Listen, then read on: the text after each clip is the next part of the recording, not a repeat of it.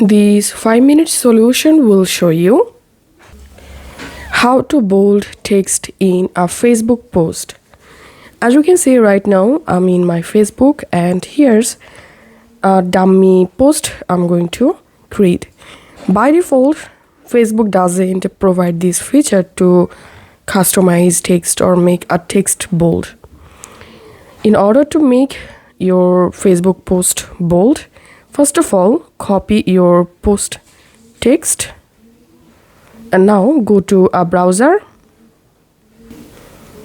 and here search for text bold and search for it. And now I'm going to opening this first website. In this normal text box, I'm going to pasting my caption, which I just copied from my Facebook. And here we can see the text has been generated as bold. Now,